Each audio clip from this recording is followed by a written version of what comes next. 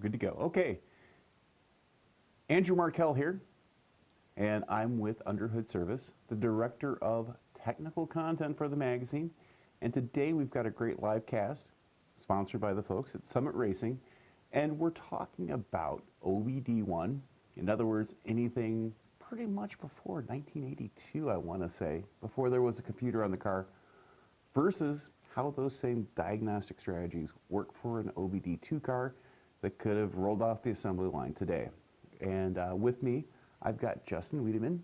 He is with Summit Racing, and what's your title there now? So I'm Summit Racing's video host and technical advisor. You know, I help with a lot of the YouTube content, and I'm their, on-camera wrench. So, bringing great content to the people of YouTube. And we enlisted your help, and we were working on a, 76 El Camino, small block, quadrajet. Let's roll the B-roll of that car right now to show what we were working on. And what did we install on that vehicle? So we installed the Summit distributor, coil, and ignition control module. So it's a really great kit. It kind of replaces. It's a viable replacement for, like I said, your OBD1 cars. So a lot of those parts are them cars are getting older and the distributors are worn out and stuff like that. So it's a great replacement for to bring your car essentially into the 21st century.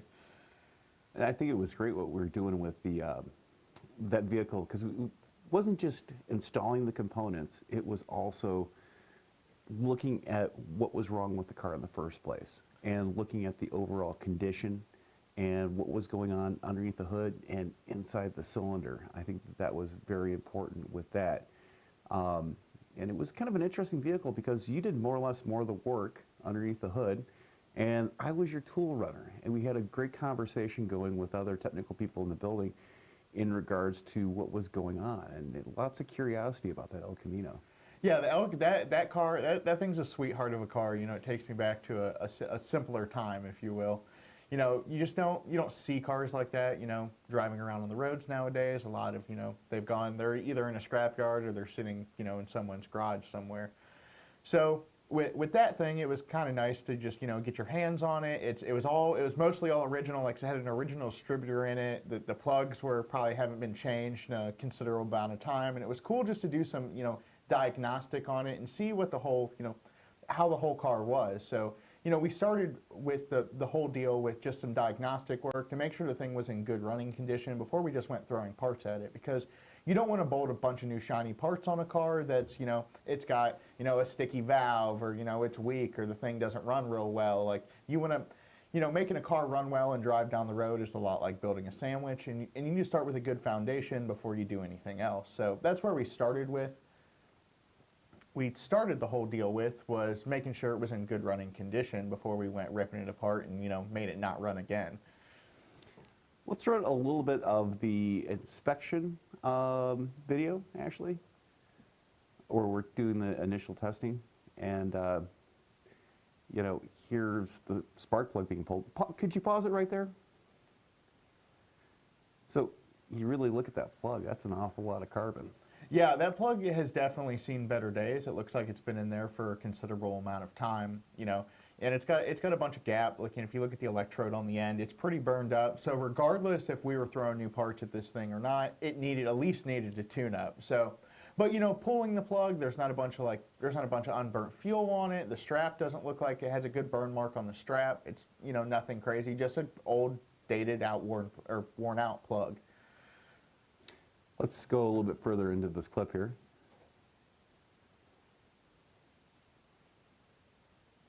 So this is where we were installing the compression gauge. Yeah, so we wanted to check the compression on the car first to make sure it didn't have, a weak hole or anything like that. So we went through, checked it all. It tested it had a good, nice compression number. I was really impressed for, if it is a small, you don't know with some of these stock small blocks, since they've been in cars so long, if they've been, Could you pause it 1 sec here for the video? Thanks. If they've been pulled apart, you don't, with cars like this, it's an unknown thing. So it could have been, rebuilt and remanned at one time in its life, or it could just be a low hour small block. So the thing had great compression, and that was a really, really promising for us. We also went ahead and did a leak down test on it to make sure, the thing didn't have a sticky intake valve or anything like that. So if you look at the gauge there, I mean, we got a nice, almost 160-pound number from a compression check. So that lets you know it's in good health.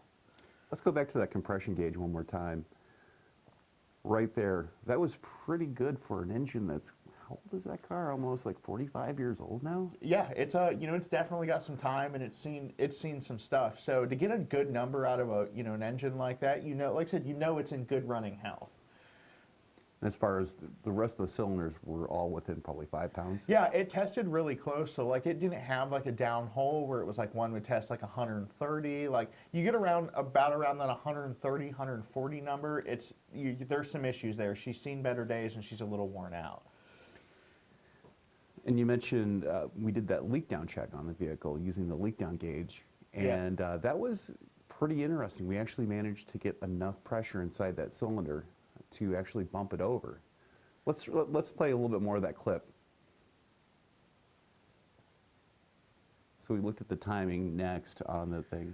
Yeah, and if you look at that picture there with the timing, you can actually see that the balancer is spun on the car, and you'll notice, you know, and that's something you need to account for with some of these older small blocks is, you know, it's a steel hub with a rubber, you know, it has a rubber dampener around it, and then another steel hub on the outside of that.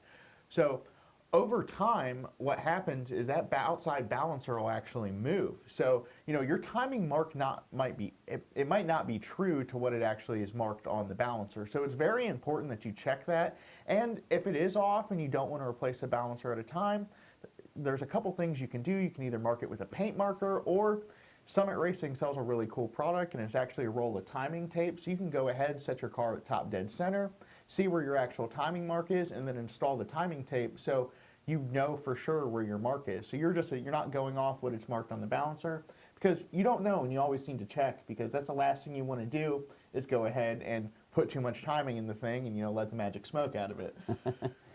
And another thing we kind of noticed too was the distributor in there had quite a bit of play in the shaft. Yeah, the distributor gear was definitely wore on that thing, and that's kind of a, you know, the way a small block distributor runs is it runs off the cam. So it has a brass, steel, or melanized gear on the bottom of the distributor, and over time that gear wears, and, you know, you get a little slop in it, and that's good for, 3 to 5 degrees of timing. And eventually what happens is that gear, if you don't replace it and don't check it over time, the gears do give up, they splinter apart, and all that stuff ends up in your oil pump, and that's never fun. So that's a good thing to check when you're, you know, pulling your distributor out of your car, or that's just a general, you know, it's something that needs to be looked at from time to time. Now, I'm not saying every 20,000 miles you should yank it out, but, you know, at 50,000 miles after you put a small block together, like, you know, you should check it. That's something to think about, because a couple degrees in timing variance can have an adverse effect on stuff. And then with our underhood service team, and also our readers out there who are doing a lot of diagnostics on a lot of modern vehicles, I think that OBD 0 type philosophy actually applies to a lot of that, because you said 3 to 5 degrees of timing change. I mean, that's, on a modern vehicle, you're setting a misfire code typically. And, you know, just making sure that, you know, that cylinder's operating in the same, the rest of them, I mean, a misfire code is more or less, it's the crankshaft position sensor measuring either a difference in when the cylinder fires, if it's late, or not even there at all, or even too advanced. That's what will set a misfire. And, you know, 3 to 5 degrees on an OBD2 car, if it detects that, that's probably going to be a misfire. Oh yeah, and that's what, you know, not only from a crank sensor position, but even from like a note, you know, on some of the GM stuff where you have knock sensors, that's, you know, with a timing variance like that, you're going to get like I said, it'll give you a knock sensor code and do some, like I said, other odd things. That's the thing is with, you know, modern OBD2 vehicles, there's a lot of, it has to run like a sewing machine, or else, you know, the computer picks it up and it sees an issue. Not like our El Camino, where if you know, fuel, air, spark, and it'll run. Yeah, you know, that's the thing I think with a lot of modern cars, even when you take it one step further, direct fuel injection. You know, you have your finger on that one piece of the distributor, the rotor itself, and you see a little bit of that variance in the system to where, you know, it can get away with that. It doesn't have as much compression, it runs a little bit richer, the carb is adding more fuel, to where if it's a direct injection car, it's very, very precise in terms of how much fuel it's putting in the cylinder. And that thing between lean or too rich or just right within stoic is just like, it's so narrow compared to an older vehicle like our El Camino. Yeah, there's definitely, it's a much narrower window for something to run correctly, like I said, a modern direct injected in an automobile, where like I said, some, even for emissions purposes and stuff like that, like it has multi-injector burst, and there's a lot more going on there. It's not a controlled fuel leak like the carburetor on our El Camino. You think about that when the secondaries have to come in, when the primaries open, the fuel, the rods, the float levels, and everything else. I mean, it's reacting to what the engine and the throttle plate's doing as far as, creating that vacuum to suck the fuel through.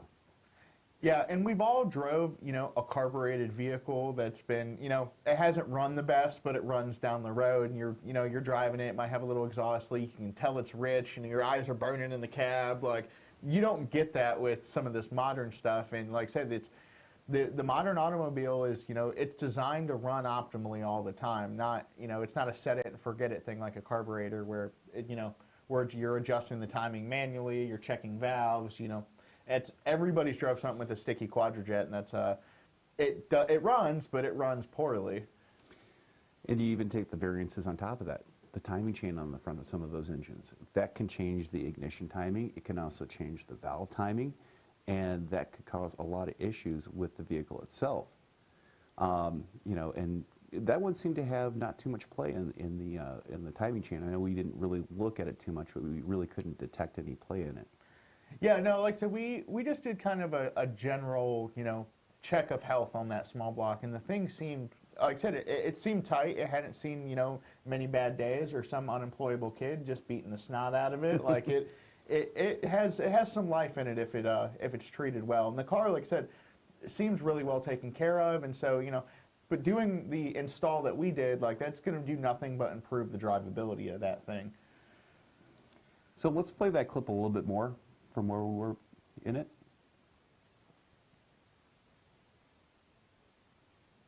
So there's that play in the distributor. Wow. Yeah, and that actually wasn't even a factory unit. That distributor had been replaced at one time before. That was an old Mallory piece, which is really, those are hard to come, that's few and far between stuff nowadays. So that distributor, those things are nice because, not necessarily you can buy the rebuild kit anymore, but if there's someone that's, a talented machinist or a restorer, like I said, someone looking for period parts, that thing can be fixed up and, made into a nice piece again. Like I said, it had some play and it had seen better days, but, it was time to be replaced. So let's look at some of the clips from installing that ignition box. And we did a new coil, and you did the box too? Yeah, so we did a new coil, the mounting video. A new Summit control box, which is like a multi-spark unit. So that not only has like an RPM adjustment and some other stuff, but like I said, it's a multi-spark box. So instead of having one big blue spark when the distributor works and it comes through and releases, it's a bunch of small, nice little sparks, and that's better for fuel burn, and it's gonna, like I said, let the thing run a lot better. So we ended up mounting the ignition box to the fender well because under that car there is some room, but that thing's kind of bulky and you don't have a whole lot of places to do it. So I drilled 4 holes in the fender and mounted the ignition box, and it came out nice. It's somewhere where it's not gonna see a whole bunch of vibration. It's actually got those rubber feet under it so the thing doesn't touch the fender. So it's a really easy install. Anybody with, with a little bit of time and a little bit of knowledge, anybody can install one of those ignition kits on your small block. That one has a rev limiter on it? Yeah, it has a soft rev limiter on it. So like a stock small block, we set it somewhere, I believe it was around like 56 or 5700. You're not going to see much more than that. We had to look at it like it's got stock, it's stock compression, it's got stock valve springs. It could have 45-year-old valve springs in it, you don't know.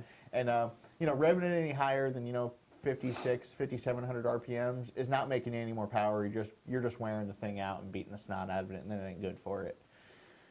I followed Eric Garba. He is the owner of that El Camino, and he is one of the editors with Tech Shop Magazine and also one of our content producers in-house. And I had the opportunity to follow in back of him when we were going down the freeway, I-77. And I think it was early January before that really bad snowstorm hit. And it ran great. I mean, I got to give it to it. No bad smells from the back, no rotten egg smell, as they used to say, from some of those vehicles, especially the 76s, who had just the first inklings of emissions on there with EGR valves. Yeah, that first, those mid-70s car, that is, what we always refer to as the beginning of the smog era. So, you were getting catalytic converters and all that stuff, that was the first emissions equipment, and they really choked down on the whole performance aspects of cars. Like, you think 20 years before that, or not 20, 10 years before that, you could buy something that was rated from the factory at 300 horsepower, and it was making a whole lot more ponies. Like, to go from, your 69 Camaro with a DZ302 to an El Camino with a smog era small block that's a big difference.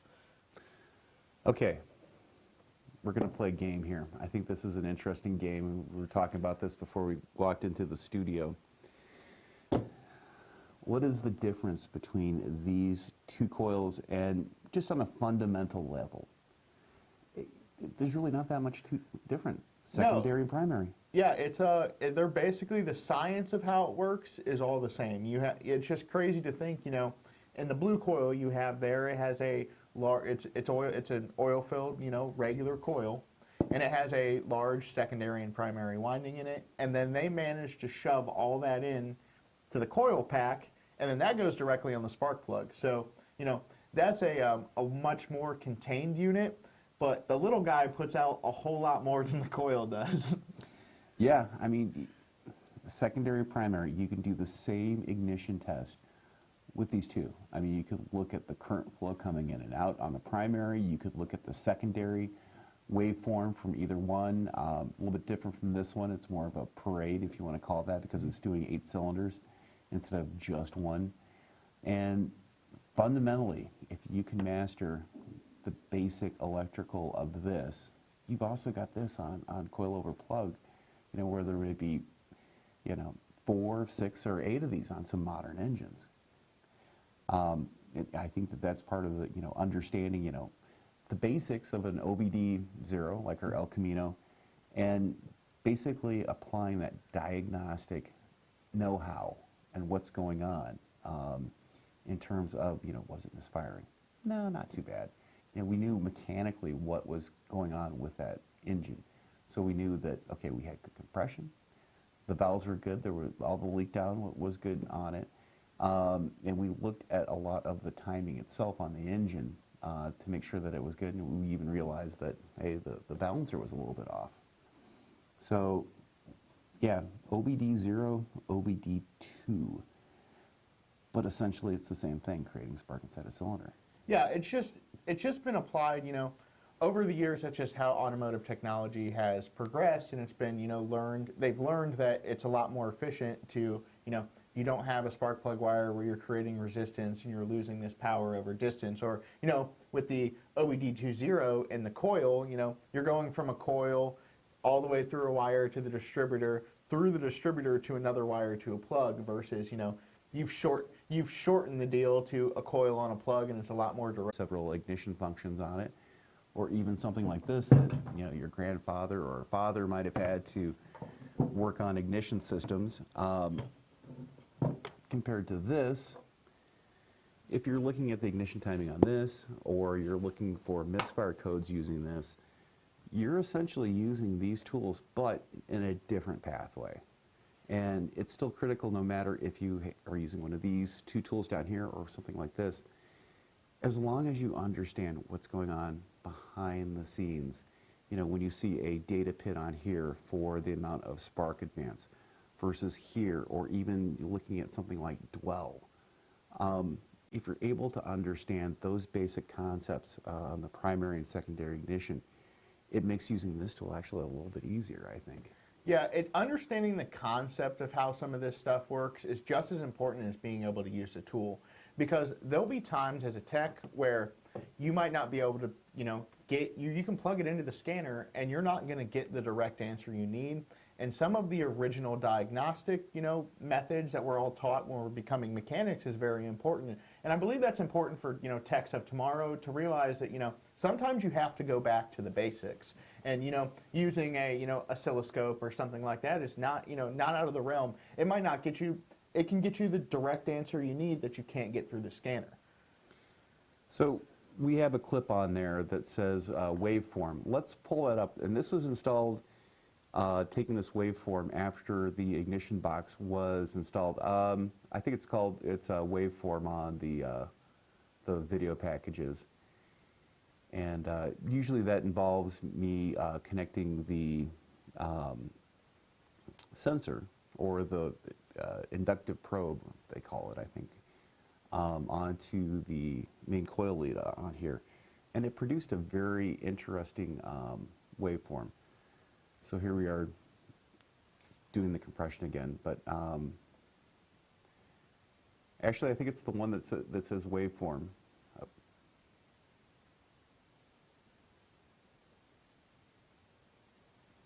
So, but waveforms for ignition have been around for, God, I want to say since the 30s or 40s. Yeah, you know, it started out, it kind of, you know, the original machines look like a game of Pong, where it's a black screen with a white line across, and it's kind of, you know, it's blipping essentially. Yeah, they called that the parade on some of those. And it, you know, I got to be honest, for technicians back in those days, it made them seem like it was real science, which it was. But it was essentially the technician looking at the secondary waveform and looking at all 8 cylinders on one, you know, a tube type screen to see what the parade was doing by just going up and down. And with that, you can do the same thing with a scope and some of the scan tools, and looking at also a small secondary of the waveform itself. Yeah, and it's very cool to look at how, you know, how a coil is charging and discharging on, like I said, on a scanner, like say a picoscope or something like that. There's tons of, you know, it's nice with how the modern scanner has worked is, you know, you have all these functions in one tool versus, you know, 20, 30 years ago, you had there was a whole electrical diagnostic cart in a shop, and there'd be all these, you know, the scanner has made it available to where you only have to own one tool, and it's really affordable. You know, now there's some that are more fancier, so if you're a home tech, it doesn't really make sense. But, you know, if you're working in a shop every day, and, you know, owning a good scanner that's a valuable tool to have. And they've packed a lot of these different tools and features into one deal, and that makes it really nice versus having, you know, an entire roll cart of just electrical diagnostic tools. You know, there's borescopes that can be used on these. There's a way to look at, you know, inside the cylinder, take a picture, and then even send it to the customer so they can see what's wrong with their engine, or a carbon buildup, which is becoming more and more of an issue. I never would have thought, you know, here it is 2020 and carbon is still an issue inside engines. Oh yeah, and you see some real issues nowadays, even with, like I said, with modern, you know, modern fuel injection and direct injected cars, buildup is still a real thing. So you'd be surprised. It's not like pulling a LP gas motor is a really good example, because in LP gas applications, it burns really, really clean. So you pull a lot of those motors apart, and LP gas stuff is just, it's beautiful on the inside. There's nothing, you know, it looks like a brand new parts put together a lot of times versus, you know, then you pull like our small block apart, like out of our El Camino, and that thing will be dirty. Yeah, you think about how much fuel has to be put into the cylinder to get that thing started, and just it was a guesstimate. I mean, they didn't, you know, it's not actuated by the thermostat. There's nothing really sensing it except for maybe that small flap in the air cleaner to channel some warm air into the air cleaner, but beyond that, they were guessing, and when they did guess, it was pretty rich. Yeah, and that's what, you know, I joked earlier, you know, I referred to a carburetor as a controlled fuel leak, and it's really nothing more than that. You know, you're using the carburetor to, you know, it's pulling fuel through vacuum and stuff like that, and it's not like, you know, you have a Holley double pumper where, you know, that's all mechanical, so as much fuel as that thing's flowing is it's all with your foot, versus like our Quadrajet on our El Camino where it uses metering rods and vacuum and all sorts of other things to work and kind of work right. But again, it's still just a guess. It's, it doesn't actually have, O2 sensors or anything like that. So whatever that carburetor was set to, that's how much fuel it's going to give it regardless.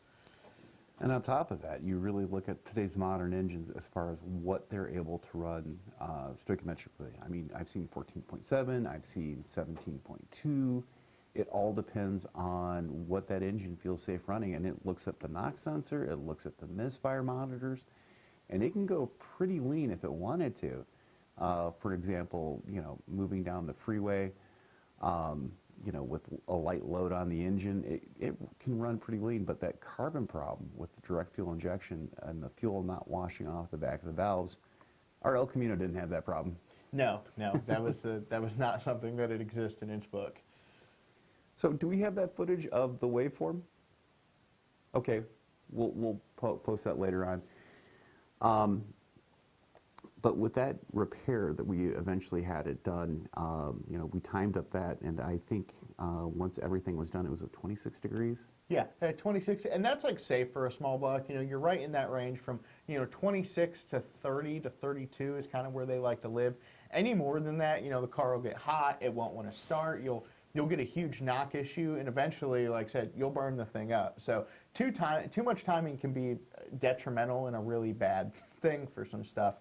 So, it's not like in a modern automobile where, it's variable timing all the time. So it's going to pull, depending on its load and how it's running, where you are in the throttle, kind of just, even what in gear selection and a lot of stuff, where it's going to want to be in a timing table versus with our small block, it's a set it and forget it. And it has, it just runs through a spark curve in the ignition box.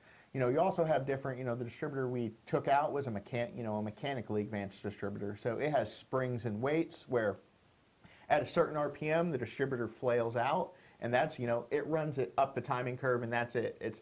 You can even lock distributors out. So it's, say we set it at 26, we lock a distributor out, it's going to be 26 degrees of timing all the time. And then they also have vacuum can distributors, which, that uses vacuum from the engine to control the timing curve then. And that was kind of a, when that stuff came out, that was the latest and greatest in technology.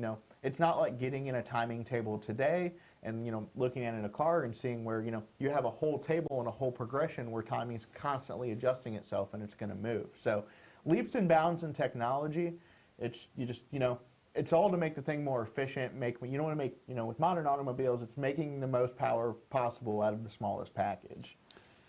And you really think about that distributor system with the Advance. Okay, you had the springs, those could weaken up.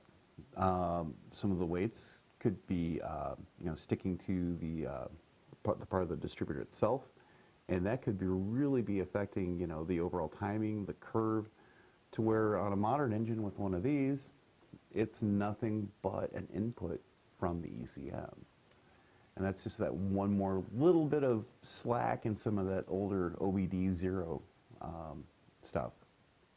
Yeah, and that's the thing, is like you have everything wears out. So, like I said, you see in some of like, my example I go to is like, in the late 70s Ford stuff, and like, you can say in those 385 series small block or big blocks, it has a nylon, nylon teeth on the front of the timing gear.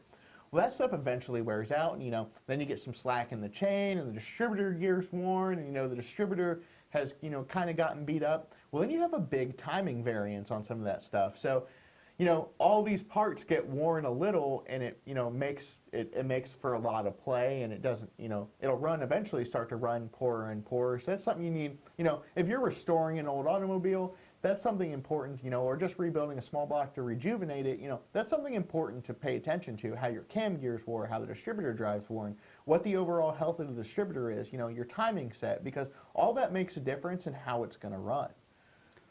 Bring up a good point. Recently, dealing with a Ford 5.4, 3-valve, and dealing with the camshaft phasers, and it's almost the exact same situation you're describing, because there was issues with, number one, oil pressure. Oil pressure making it through the camshaft, which was a little obstructed, and then to the solenoid, and then to the variable valve timing actuator. And, the truck had probably about 140,000 miles on it, but it didn't have enough oil pressure to properly actuate the the actuator for the variable valve timing, and it would flip over and it would cause noise at startup. And that's exactly what happened with some of the older vehicles. Is they lost pressure, the distributor would wear out, the bronze bushing would wear out. But now we're seeing it with variable valve timing. Yeah, and that's the thing is with some of these some of this modern stuff, it's, with VVT and all that, and, I was in a newer 5-liter, a Gen 1 Coyote Ford, just a few weeks ago, and that's the issue this thing had, is it snapped, it snapped the timing chain, and just looking the overall condition of the engine didn't look that horrible, but, to look at the cam phasers and all that stuff all needed, it's not that old of an engine and it needed replaced, but all this stuff got a little worn out and, decreased the health in the engine, and it was kind of, that's what put the nails in the coffin for that thing. And, you get, all these little parts wear, and you get, an oil pressure issue or something like that. It's a compounding issue until, you have a major failure, then you have some problems. The funny thing I think about that Ford 5.4 that I was dealing with, it was an issue where the guy didn't change his oil enough. I think he said he changed it, I changed it every 7,000 miles. But, the drive and loop that he was on, he should be changing it every 5,000 miles, and that affected the life of the timing chain, the phaser, and other components on the engine. Yeah, and overall vehicle, keeping your vehicle in good health and overall vehicle maintenance is very important because, it's not just, if you want the thing to not just be a good time, you want it to last a long time. So that's very, very important. So keeping up on your maintenance and just, general stuff is very, very important. So, between changing your oil, making sure you put plugs in it all the time, air filter, cleaning your MAF sensor and your just multiple things, replacing O2 sensors when they need replaced is very, very important. This is a great question we just got in, and I kind of like this. It was just handed to us by our producer here. This is on a coil on plug system. Would each coil have 8 times longer dwell time to build a spark, firing 1 time per revolution versus an old school coil that fires 8 times per revolution of a V8 engine? Dwell. That's what you use to set up points, but it's still valid because dwell is technically still there, except it's a switching on a transistor. So in a coil, that's a really good question because you're only going to be able to charge. It does essentially have a longer charge time, but that coil, depending on how the winding, the primary and secondary winding is, it's only going to charge. You only can charge it so it's only going to charge to a certain amount. So if you look at it in the old coil is really, really efficient because it's charging 8 times as fast as, your single little coil. And you really think about, when it's firing, to think about the life of the coil. If coil's only firing once per revolution for a given engine, it's probably going to last a lot longer. So it's going to stay inside the emission specs longer, and you don't have to worry about the firing of the plug, other sensors that can go bad. That was the big issue why OBD 1 or 2 came out, was just making sure that the vehicle stays within emission specifications during the first 30 to 40,000 miles. Yeah, and even with some of that early OBD1 stuff, those, if you even look at the odometers in those cars, most of them only go up to 100,000 miles because they planned the vehicle only lasting that long versus what we have nowadays where, you see it's not crazy to see a vehicle with 250, 300, 400,000 miles on it. So that's what, with the early OBD1 and even into OBD2A and B, it's, that was the whole point, is to keep the thing in emission standards because you want it to run, at its peak all the time, and you don't want it to be, unnecessary pollution, clogging up catalytic converters, really gummy EGRs and running at its, in bad condition. I'm just looking at this unit right here, and you have different things for a 4-cylinder, 6-cylinder, 8 when you're determining the dwell on the engine itself and you're setting up a set of points. But it's also a diagnostic angle because that's the number of degrees that you're dealing with when it's open and charging the coil. So that was a good question. That's a good challenge. I like Dwell as far as a diagnostic angle, even though the typical scan tool will never display it that way. Usually, if you're looking at a scan tool, the data PIDs you're looking at is advance, misfires on a scan tool to make sure that it's operating properly.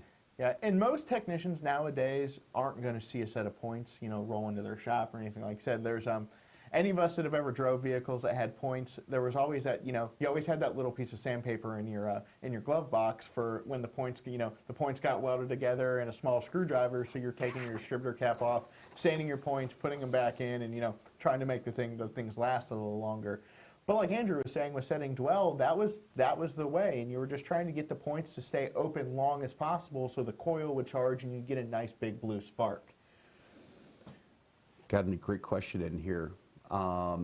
This comes from a technician. He's wondering, using a leak down gauge, how do you determine if it's an exhaust valve or an intake valve?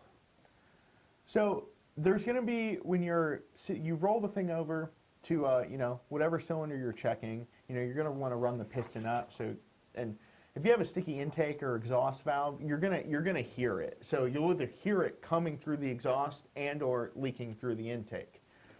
So you'll get like it depends on the leak down as well, because you're going to have some by the ring. So if you have a ring seating issue, something like that, you're gonna see a small number. So like on an engine I recently did a leak down test on I had like a 5% leak down. So that's not like a big crazy number. That's the thing was in good health, but I was checking for a ring seating issue because it kind of just seemed like when I compression tested, the thing was low on compression. So what I ended up finding actually is the thing had a bent rod. And through a leak down, the leak down test told me that it had 2 good intake valves and that the rings were seated properly. So I needed to investigate into it further. And it's funny, thinking back to that question, I've actually looked at a lot of different ways to detect on a leak down. And some of the detectors with a small piezoelectric microphone, you can insert that into the exhaust system and you can kind of hear the air escaping through the exhaust valve on some of those, or even through an intake you can hear that. Not that that's the final, but it can get you into the right cylinder, or if it's the intake or exhaust valve. And it's a small sensor that you can actually even use to look at the exhaust pulses coming out of the exhaust to determine if there's a misfire. And it's a non-invasive test, I like to call it that way, because we're humans and we like non-invasive tests. That you just put this hose into the back of the exhaust pipe to look at the different power pulses. And if there's a certain gap where a cylinder is missing, it can give you an idea if you do have a misfire. So we got another question here that was just handed to me. What's the difference between an oxygen sensor and an air-fuel ratio sensor? And, OBD1 had a lot of the first oxygen sensors, and the air-fuel ratio sensor we're seeing on a lot of modern vehicles. What's the difference between the two? So with an O2 sensor is not quite as precise as an air-fuel ratio sensor. So it just kind of knows lean or rich. It's very crude. It it has a certain a parameter it operates in, and it's A or B. It's always lean rich. It's bouncing back and forth. With with an air-fuel ratio sensor, it's live. So you're not actually you're using that as a diagnostic, not as controlling a computer system. So it's going to say, at the current moment this is running, it's 13.1, it's 13.5, it's going to tell you what it is at the current moment, how lean or rich it is, and it's going to give you, I don't know, I'm looking for the proper term for, millivolts or signal. Yeah, your AR ratio. Lambda is the term I've heard a couple different times. Stoichiometric. But yeah, it changes, and you really look at an air-fuel ratio sensor, where a normal oxygen sensor that you first saw in those 1980 GM and Toyota vehicles, they were only looking at probably this little bit amount of stoich, and they were seeing it bounce back and forth, to where if you have an air-fuel ratio sensor now, it's able to see inside that cylinder a whole lot better, and they're able to see it bounce back and forth, and then hopefully control it with spark and fuel and everything else. So it's kind of a neat way to really think about modern engines and oxygen sensors and air fuel ratio sensors. Yeah, but it's at the end of the day that an air fuel ratio sensor is it's way more precise than an oxygen sensor is. So it's more, you know, you see AR stuff and it's a lot of times you're putting air fuel ratio on a vehicle where, you know, it's a performance oriented thing. So, you know, you have a car, you build a drag car or something like that, and, you know, you're using that as a tuning aid. And think about it on a modern vehicle, like a zero emissions vehicle or a partial low emissions vehicle. They're actually using that ability to sense that a lot more of stoichiometry to maybe add a little bit or take away a little bit of fuel so there's more oxygen in the exhaust gases to help run the converters and reduce some fuel and other issues and keep them going and light them off sooner. So it's an interesting emissions question. Yeah, and that's the thing with, like, we talked about, you know, converters and stuff like that, and even some of our modern diesel vehicles with, you know, deep diesel particulate filters, you know, having, you know, the engine in good running health, so, you know, you don't get a bunch of excess fuel to clog up your converter or make the converter life shorter, because that's the key is, you know, you're pushing this exhaust gas through a catalytic converter, and it's simply just a chemical reaction there, and it's pulling, you know, you're running over these precious metals through the, you know, a catalyst of sorts, and it's just pulling, you know, it's pulling certain things out of it to make the exhaust gas, you know, a lot friendlier for the environment. So those converters have a lifespan to them, and, you know, if you have a vehicle that's in poor running health, like it's, you know, the thing is rich all the time, you know, it's burning, you know, it's not burning all the fuel correctly, well, that converter is going to last a lot less time. So it's going to lead to a cost, you know, catalytic converters are full of precious metals and other sorts of, you know, hard, you know, unobtainium, as I like to call them. But it's a modern converter replacement's expensive. So, you know, making that converter last as long as possible is very important. And the last thing you want to do is have a plugged catalytic converter, because it's really going to affect how your vehicle is going to run, if the thing will run at all. Interesting question here. Why would you run an ignition box on a vehicle that may not be modified that extensively? So the big thing about us putting the multi-spark box on that is it's just it's a step into modern technology. So versus having with our coil setup with our old distributor and stuff like that, you have one, you know, just one solid blue spark. With that multi-spark ignition box, you have a whole bunch of, you know, they're multiple sparks, little small guys that help you burn fuel. It's just going to make the thing run overall better. So in that, like, that car didn't have a rev, you know, it didn't have a rev limiter before or anything like that. So, you know, you not only added a safeguard, say the throttle gets stuck, you know, stuck open on that thing. Well, now you for sure know it's only going to rev to 5,600 RPMs. So it's just kind of a step into the future versus the old mechanical distributor and, you know, that was on the car before. So not that, you know, it affected it was a good performance standpoint, but just as an overall daily driver and stuff like that, it makes an improvement in the vehicle. Very interesting question. Keep them typing in the comments section, and we'll be answering them here. And this was a very great question and pointing out something that we may have missed. It says before trashing the Mallory distributor, we would pull the rotor off and test the free play at the main shaft and cam gear to ensure that mechanical advance weights are not giving a false wear indication. Good point. That is a good point. At the time, you know, we were ripping parts off. We were, you know, we had that Summit distributor and ignition kit in mind. So, you know, checking those, it was, you know, in my eyes, it was bad before we pulled it out of the vehicle.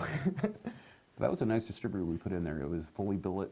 Yeah, that's a really nice piece. So it's, you know, it's a full billet distributor, and it also uses, like, it's a really easy cap and rotor and stuff to get. So, you know, in the unfortunate circumstance you're out broke down on the road somewhere, you can walk into an auto parts store and get that cap. It came on a vehicle, you know, it came on a regular automobile at one point in time. And there's also a lot of aftermarket manufacturers. So, like, you know, an MSD cap and rotor would fit right on that thing with you know, seeing as you got one with the proper part number. You know, and that was an HEI distributor, General Motors, and that was probably, HEI came out 73, I want to say? Yeah, it's somewhere around there. It's, you know, the step, when HEI stuff came out, that was a huge step in direction because, you know, I have everything I have is all contained right in the distributor. You know, you don't have a coil on the firewall or, you know, a pickup in the bottom. It's all in one shebang. So it's a distributor and wires, and that's it. And GM really simplified that, and that was a huge. People still buy brand new HEI distributors today and run them. It's a really great proven system. Heck, there's people like Davis Ignition that even make HEI distributors for anything you can think of, from a big, you know, a big block Ford all the way down to a little 4-cylinder Volkswagen. So it's that's HEI is, you know, it's tried and true, and it's here to stay. Another great. This is the same guy about the rotor and the free play of the main shaft. This is, you know, let's not forget the worn nylon bushings on the distributor point plates of some Ford V8s from the 1960s through 1974, allowing dwell and timing variations of 10 to 15 degrees, starting around 40 to 50K miles. So, and that's a huge number. And those nylon bushings, like I said, once they get a little bit of oil and gum, and like I said, you get a little oil up through the distributor and the running, like that eats that, you know, those old plastics and stuff up. So you know, they wore really well on their own, but you know, you throw some contamination in there and then they really start to wear. And a 15 degree timing, you know, window is huge. That's, you know, you could get that thing, it could, you know, end up somewhere around like 40-ish degrees of timing, and that's going to be no good. Like I said, if it'll run, you know, it's not going to run very long, because that's going to cause a huge detonation issue, and it's going to be a bad day for that engine. So, you know, as me and Andrew are sitting here talking about, that's something also important to cover is, you know, we're talking about advancing and retarding the distributor, and basically, you know, if you advance the distributor too much, like I said, you start to get a detonation issue. So the thing is, you know, it's firing way before the pistons reached where it needs to be, or with, you know, with a retarding issue, the thing is firing way later than it needs to be. So there's a certain sweet spot. Like I said, we set that small block in the El Camino up right around 26 degrees. So that's where the small block's like, and that's a general rule of thumb. You know, anywhere between, you know, 26 and 30. Almost everything will run. It'll run well at that.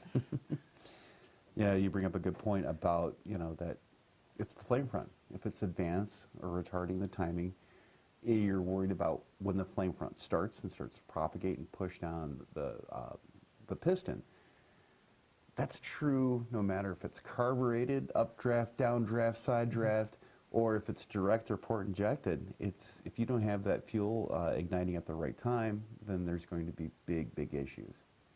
Yeah, and that's an important thing to think about. You know, with the spark and how everything's working, you know, on your power stroke and your ignition into your power stroke on your engine. You know, the piston's coming. You know, you throw a spark into the cylinder, and it's not an instantaneous, you know, explosion.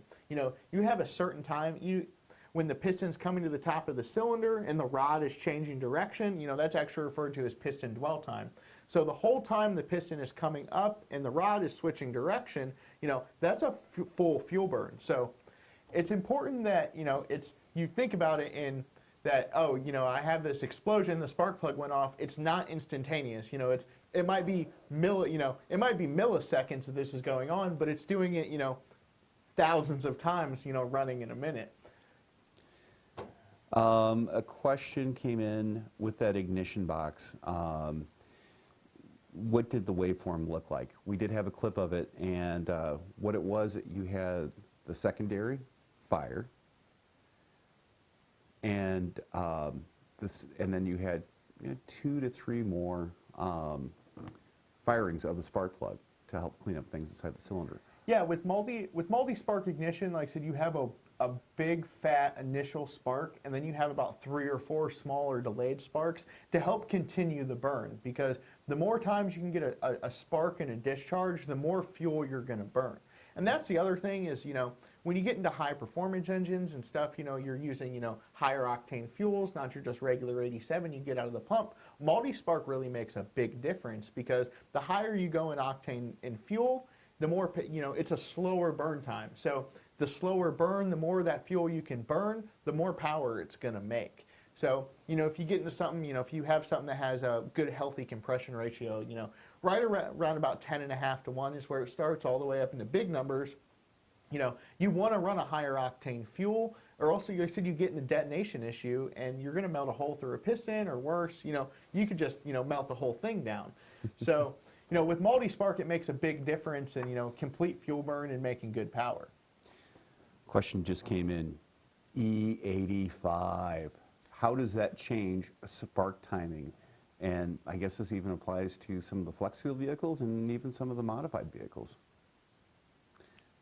So E85 is, there's a lot of guys that make big power on it, but it takes a lot more.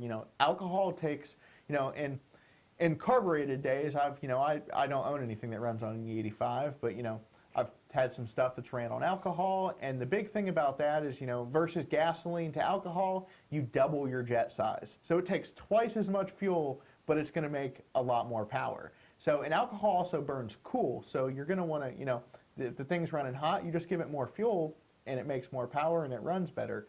So with that also, though, you need more spark. So if you're throwing more fuel in it, there's going to be more fuel, more air. You need, you need more spark to burn the deal. So you're going to have a lot less, the timing curve is going to be a lot less than gasoline is. So you're going to take a little bit of timing out of it as the more fuel you add, but it's going to burn, like I said, you're going to make more power with alcohol.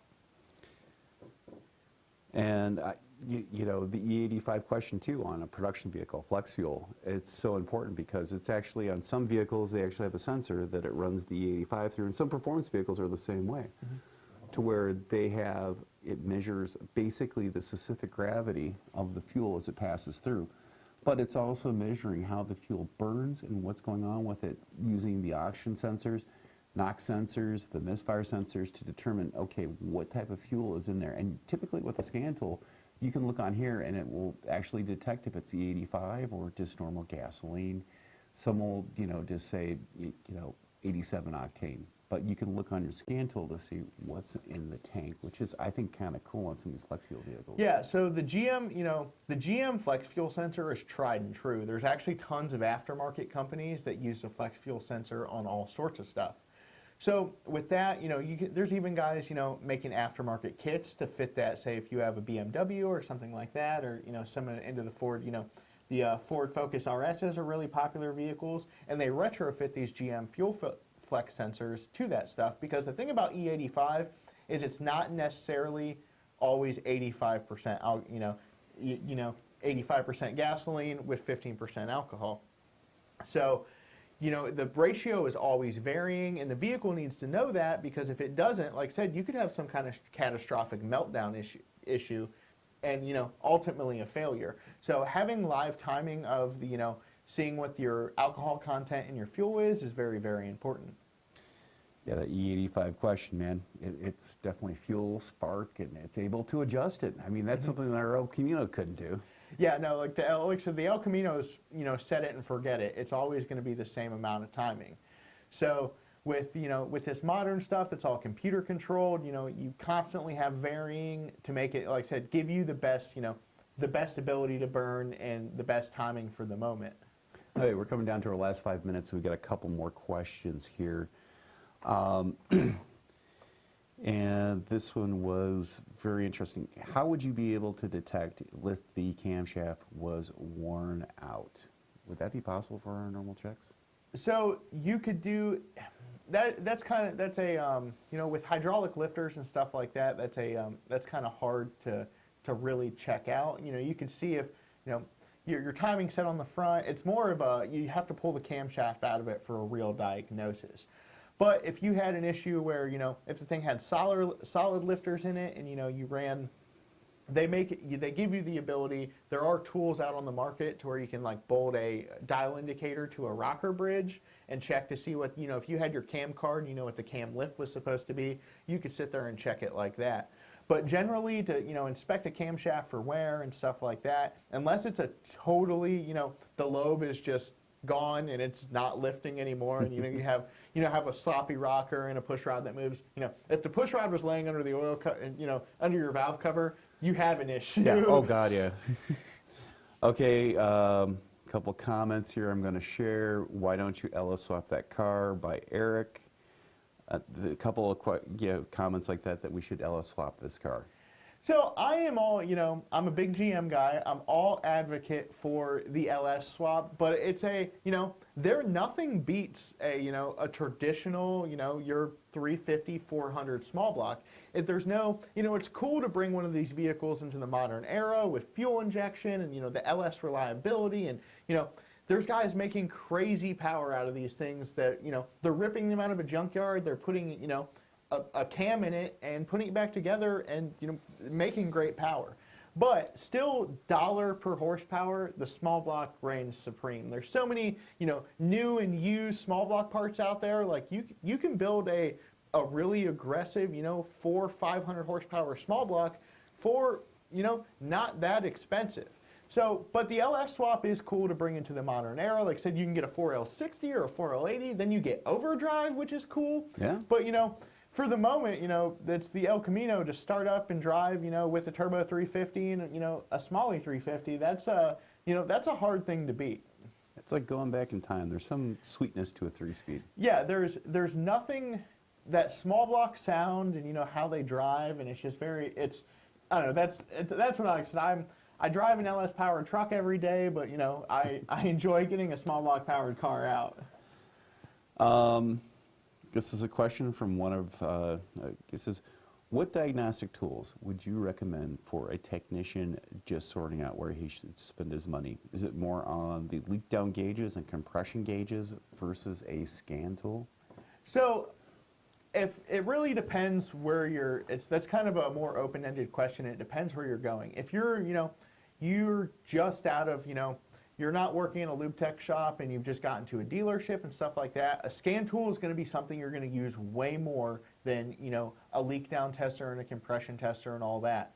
But if, say you're a home mechanic and you're just working on some stuff and you're primarily working on your small block or big block powered truck, that stuff's going to get you a lot farther than a scan tool will. So, and there's also affordable, you don't have to walk onto a tool truck and spend $5,000 on a scan tool either. There's some really affordable options out there, and it's worth to do some shopping and seeing, all tools don't have to be expensive. There's some really great economy options to make your dollar go far. So you don't have to spend, walk onto the truck and, sell your firstborn and, spend all the money. Like, you can get some really great tools at a really great price for just, like I said, getting on the internet, doing some shopping. It always doesn't have to be something with a name brand on that, and that's important to know. So, you don't, either getting like a scanner from a great company, like said, you have Altel is like one of my personal favorites. I use the snot out of their stuff. Another great for diagnostic tools is, Lang Tools. They make tools for a bunch of big manufacturers, and it's, a lot of stuff they private label. So that's important to know.